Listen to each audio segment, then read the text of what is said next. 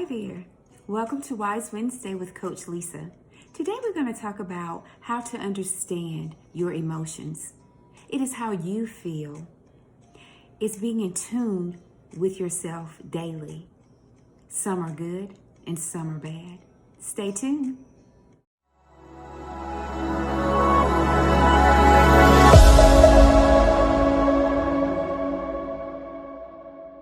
My name is Lisa W. Beckwith. I am a life coach, author, and educator. Today I want to talk about how to understand your emotions.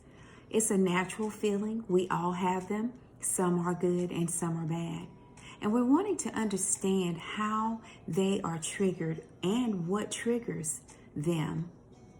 We have so many situations and circumstances in life that we respond to when it comes to our emotions. We have to learn not to allow the triggers to affect the outcome.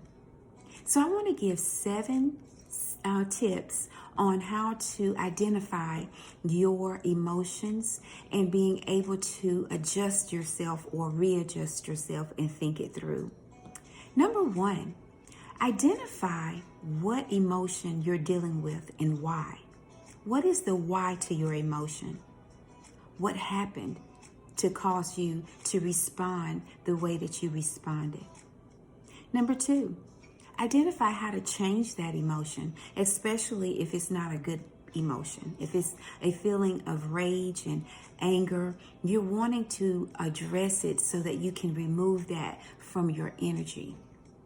It's not healthy for us to walk around being mad and upset all the time. We're not going to walk around happy all the time either. There's a balance in life that we must have, especially when it comes to our emotions. Number 3, journal. As an author, it is important to get your feelings, your thoughts out on paper. When you get them out, you can look at them again or reread them, and then you'll discover that I really overreacted with that situation. And I need to make sure that I don't do that again. So when you journal, you're looking at your emotions on paper, and then you're going to be able to change your reaction. Number 4, you have to take a break. Life is so overwhelming sometimes that you have to just sit back and figure things out. And that break will give you that opportunity. And again, being on that break, you're journaling, you're writing it down, you're meditating on some things because you're wanting to make yourself become a different being when you're dealing with a situation. You always want to be in control of your emotions and you don't want them to control you. So take that break.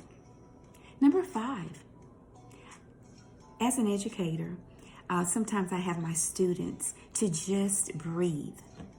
So breathe.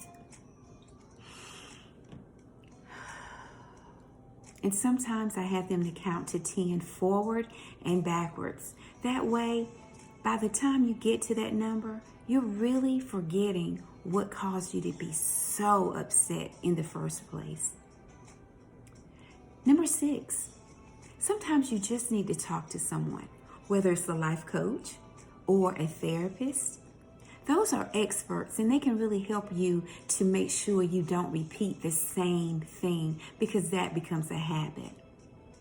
Now, if you can't invest in that at the moment, then you can go to family and friends, but sometimes that keeps you stuck because they may not know how to help you to come out of that situation.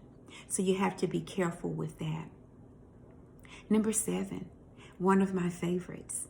You have to exercise. You have to find time for yourself. And I love to walk. Walking is my therapy. I get out in nature and I walk. Sometimes I have my music, sometimes I don't. It's silenced, but it calms me down from a hard day. It calms me down from people. It calms me down from situations.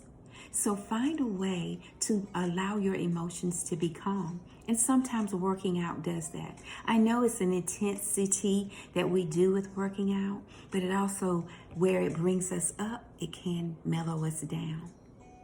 So our emotions are within, and we have to soul search to find out what the triggers are. So I have 3 to 4 triggers that could help you when it comes to identifying those trigger points. One trigger point could be that you are just hurting, whether it's a physical hurt or an emotional hurt that someone did to you. Find time to find out what it is that you need to do in order to come out of that place.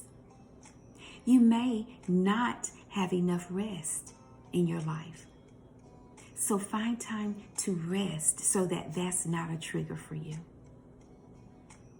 You also may simply be hungry. I know for me, sometimes I can fast all day long, but then when I have that most irritable moment, I ask myself, Lisa, did you eat? You need to eat.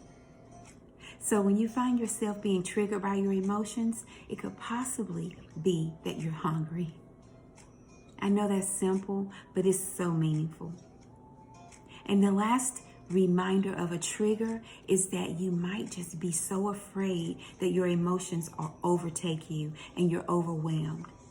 So you have to be in tune with yourself on a daily basis so that you can find out why you're feeling the way you are. Deal with the good and deal with the bad of those feelings.